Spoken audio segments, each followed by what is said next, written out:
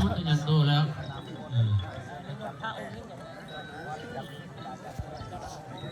สบายดีพี่น้องนี่เป็นหนึ่งบรรยากาศเนาะที่บันทึกการเดินทางก็คือบุญยูชาแนลได้มีโอกาสได้เข้ามาร่วมงานเนาะเป็นงานยกเหือนเผาเนาะเป็นเหือนเผาที่ว่านี้ก็เป็นเหือนเผาลาวเนาะเป็นเหือนเผาลาวก็สิแม่นลาวลุ่มเฮานี่แหละซึ่งสถานที่ตั้งละแม่นอยู่กองวัดศรีบุญเฮืองบ้านใหญ่เนาะอยู่กองวัดศรีบุญเฮืองบ้านใหญ่คนเมืองแห้งเลยข้าวครับโดยมีพ่อแม่พี่น้องชาวบ้านใหญ่เนาะเราโฮมกันแล้วก็มีทางอำนาจการปกครองคันเมืองคันแขวงได้เข้ามาร่วมเพื่อเป็นพิธีเป็นพิธี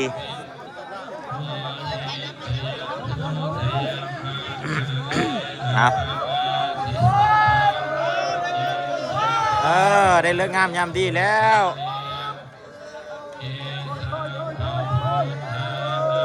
แน่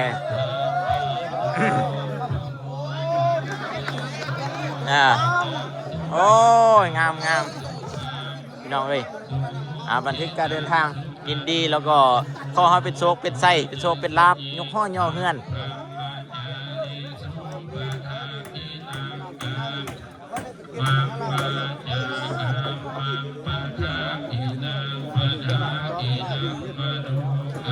นี่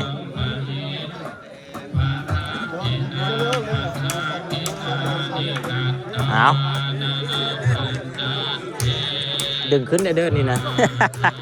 เดี๋ยวให้ดีโอ้เดี๋ยว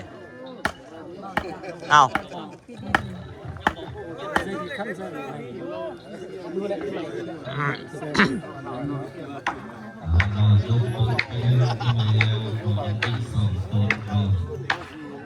ยกเทือซ่องโอ้อย่างอีกซ่องคู่อย่างอีกซ่องครั้งอย่างอีกซ่องครั้งปัจจุบันนี้การยกไปคู่ด้วยกันเนาะไม่ถึงส่งคู่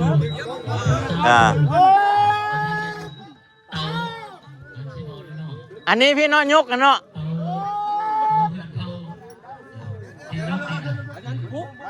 อันนั้นปุ๊บอันนี้ยกเดี๋ยวเขาเจ้าย่านเสือกแม่ทางนั้นนะย่านเสือกแม่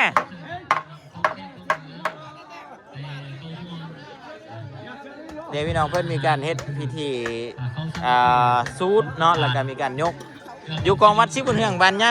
เนาะอยู่กองวัดศรีบุญเฮืองบ้านใหญ่เมืองไรแขวงชัยบุรีถือว่าบรรยากาศดีพี่น้องมีสถานที่ที่แบบเอื้ออำนวยเนาะเอื้ออำนวยวิวพี่น้องเบิ่งสังเกตเบิ่งวิวนำหุ้งนะโอ้อ่อนซ้อนไล่พูดได้ที่ว่าเป็นลูกหลานบ้านใหญ่เนาะหรือว่าลูกหลานชัยบุรีกับจิฮูดีว่าซะเชิญชวนได้เพียงเด้อเชิญชวนทุกคนที่เข้ามาร่วม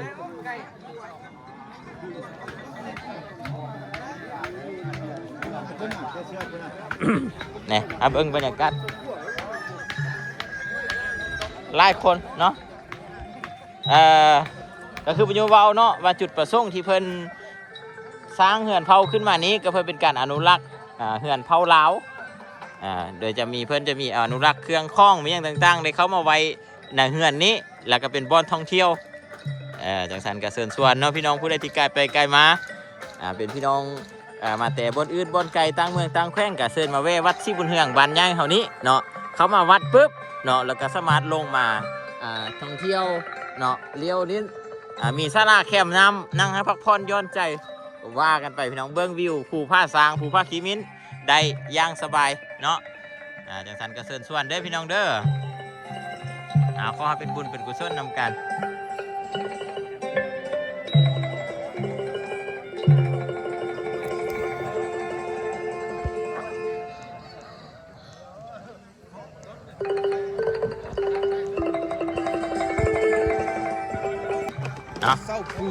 เป็นการยกเศร้าเงินเผาจะทันผู้ใดที่เข้ามานี้เนาะก็ฝากกดไลค์กดแชร์เด้อพี่น้องอันนี้เป็นการอนุรักษ์รักษาระดับขั้นที่ว่ากับขั้น คันเมืองคันแข้งนั่นแหละพี่น้องเนาะคันเมืองคันแข้งก็คือโดยให้บันใหญ่เป็นตัวแทนในการจัดตั้งปฏิบัติเนาะโอกาสต่อไปก็จะมีเผ่าอื่นๆอีกเติมเนาะเพราะว่าสิเป็นเผ่าลาวกึมมุบ่เผ่าอีหยังต่างๆที่เป็นเผ่าลาวของพวกเขานี้ได้มีการอนุรักษ์รักษาต่อไปเนาะก็คือบ้านย่างนี้เป็นบ้านแบบย่างว่าซะแต่ท่านผู้ใดที่ว่าเข้ามาเด้อพี่น้องเด้อให้กดไลค์กดแชร์แล้วก็บอกต่อได้กับบรรยากาศเห็นบ่อยู่แคมป์น้ำอันนี้เป็นศาลาแคมป์น้ำอยู่ที่วัดชิมเฮืองบ้านย่างอยู่กองวัดเลยบุญโยกะแนะนำผู้นึงเนาะที่เป็นลูกหล้านบ้านย่างนี่นะกะยักษ์เชิญส่วนให้พี่ๆน้องๆกันแหละผู้ใดที่ว่าได้เข้ามานี้กับมาห่วมเนาะมาห่วมเบิ้งห่วมสมเพราะว่าอยู่ในเฮือนเผานี้เพิ่นก็จะมีการอนุรักษ์รักษาหลายๆอย่างเนาะเพื่อให้ลูกให้หล้านได้เบิ้งได้ชมกันจังซั่นในเรื่องเนาะผู้ใดที่เข้ามาแล้วกดไลค์กดแชร์ก็ขอให้เป็นบุญเป็นกุศลนำกันเด้อ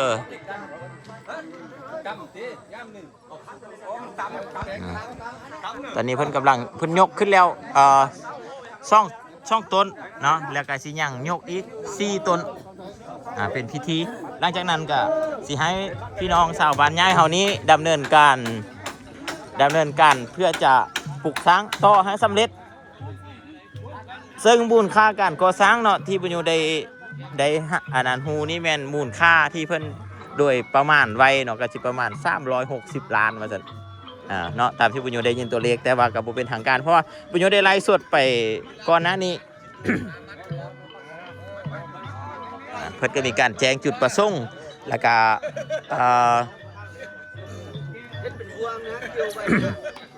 บอกเรื่องการอนุมัติเนาะจากคันเมืองคันแข้งพุ่นแหละเพิ่นอนุมัติให้บ้านใหญ่เนาะเป็นบ้านหนึงที่เป็นตัวแบบในการที่ปลูกสร้างเฮือนเผาเพื่อเป็นการอนุรักษ์คือดังที่บุญโยได้เว้าหั่น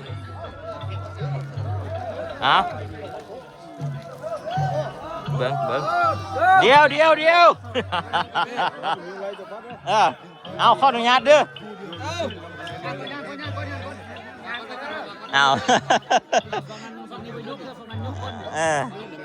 มาเด้อผู้ใดบ่ได้ยกก็มายกเด้อนั่นแหละพี่น้อง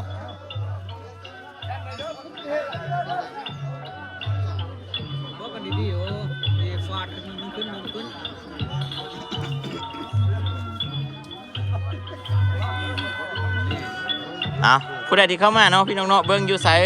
บุญอยู่ไทยทอดสดผ่านทางช่องเพจเนาะเป็นเพจบันทึกการเดินทางแล้วก็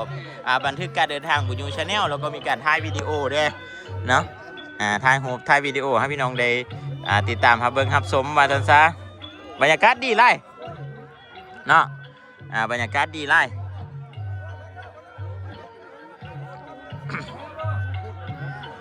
ข้อครับเป็น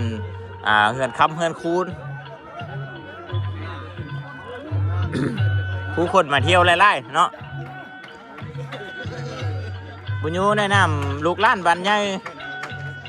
เป็นคนเกิดอยู่บ้านใหญ่แล้วก็ย้ายอยู่บ้านใหญ่นี้ก็รู้สึกดีใจเลยสถานที่ไม่ยังจับแข้งกันอยู่พี่ยกก็เลยว่ามันผู้มีเชือกแล้วนะต่อกันเอาไปทั้งย่างไปเอามันก็ตูดไปเลยตูดเชือกไปคันเอาแท้ๆนี้5 คนเบื้องละ5 คนก็ขึ้นเนาะโอ้ยจับเนี่ยเกาะไส้ทางป้ายแต่บนเรือน่ะบ่ขึ้นเนาะฮับโทรศัพท์สาธุ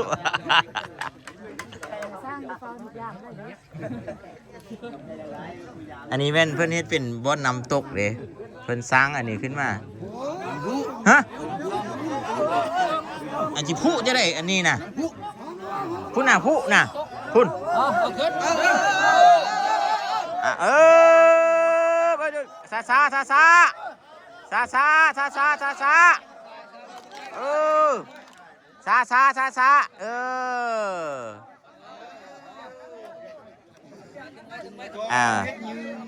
เดี๋ยวเพิ่นจะมีเฮือนเผานี่จะมีตารางเลยพี่น้องมีตารางมียังไงเดี๋ยวผมจะสิไปถามรายละเอียดตื้มเนาะว่าขนาดของเพิ่นเฮ็ดนี่เพิ่นเฮ็ดเนี่ยที่จริงเพิ่นก็แจ้งแล้วเนาะว่าขนาดอันใดแนวใดนะ อันนั้นเขาเจ้าคือใส่กบทางถึงทางเฮ็ดอันนั้นก็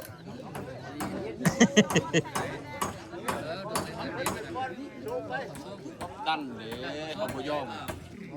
บัดยกก่อนเนี่ยบ่ค่อยว่าอันนั้นนี่อันลุ่มนี่ยันเหล็กร้อนเนาะคือว่ากี่ขึ้นเยี่ยมละเยอะขึ้น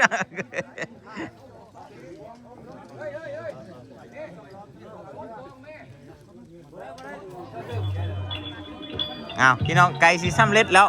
สำหรับยกพยกมือนี้มันจะยกอยู่6ต้นเนาะ6ต้นเอาผู้ใดเข้ามาฝากกดไลค์กดแชร์เด้อเป็นเอาบุญนำการพี่น้องแล้วก็เป็นการอนุรักษ์ฮักซ่าเดี๋ยวผมจะสิไปเบิ้งบรรยากาศไล่ๆบอลตึมเดี๋ยวขอหยาดค้ำซะเดี๋ยวมีแต่ให้บรรยายเขาอยู่แล้วช่วยกันเนาะ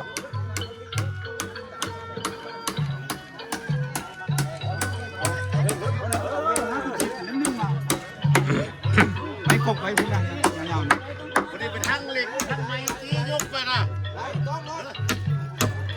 วันน่ะมาตกนะตานนี่นะตัวไหนนี่มันเฮายกตัวนี้โอ้ก่อนโต๊ะอันนั้นตัวเพิ่มนั่นนะ ค่อยว่าอยู่ค่อยท่ามอยู่ว่าเป็นยังคือไปใช้กอบทางเทิงพุ่นว่ะ ยกกินเลย เรื่องนะเดี๋ยว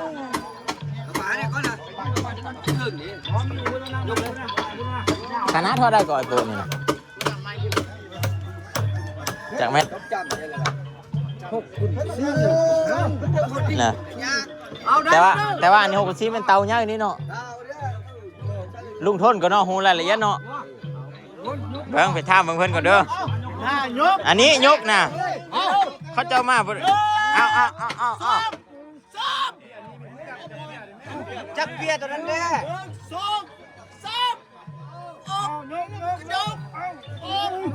โอเคแล้วระวังเอาเล็กตึม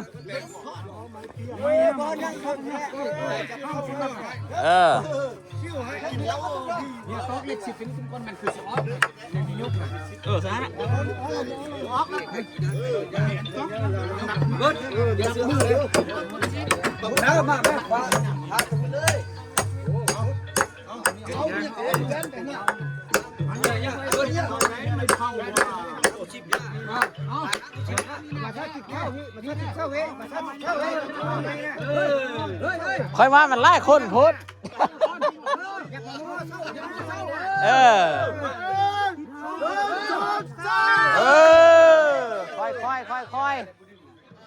ค่อย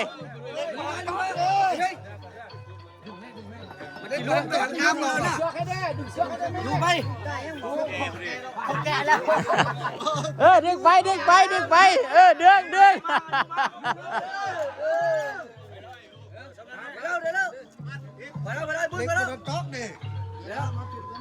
เอานี่ไปพุ่นตึ้มหมดเลยเส้นนี้มาละเอียดก่อน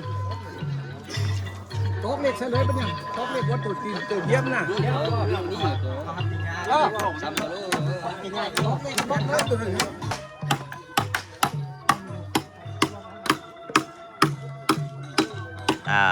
ไอ้บ่ไก่สีซ้ำเล็ดแล้ว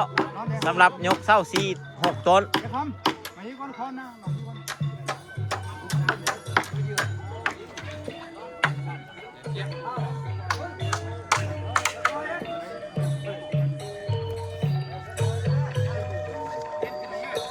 ผู้ใดที่เข้ามาฝากกดไลค์กดแชร์เด้อรับได้บุญนำกันพี่น้องอยู่กองวัดสิบุญแห่งบ้านใหญ่บ้านแพร่เสียบุรีพี่น้องบ้านใหญ่นี่ต้องแชร์ก่อนหมู่เด้อคอนสวรรค์มุนทินไทยต้องแชร์ให้ไล่คนได้เบิ่งนำเด้เนาะแชร์คือว่าให้พี่น้องไล่คนได้เข้ามาเบิ่งกันนะได้เห็นนำกัน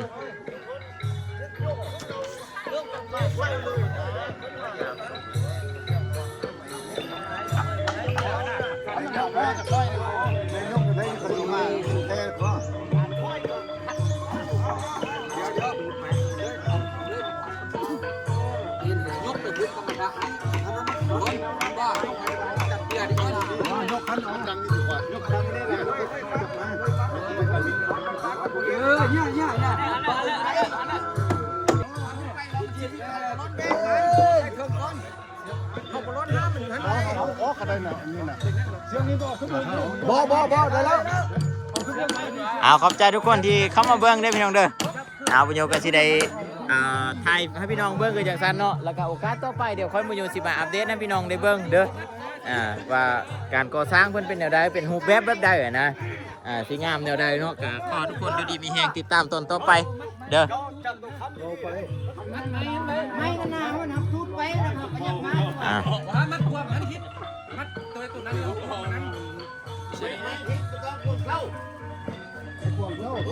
ขอบใจเด้อแม่อาลีเด้อส้มเซยบุญโยที่ถ่ายทอดคนทั่วประเทศได้รับรู้ว่าบัดเนี้ยก็กำลังปลูกสร้างเฮือนห่อส้นเผาเนาะขอบใจฝากกดไลค์กดแชร์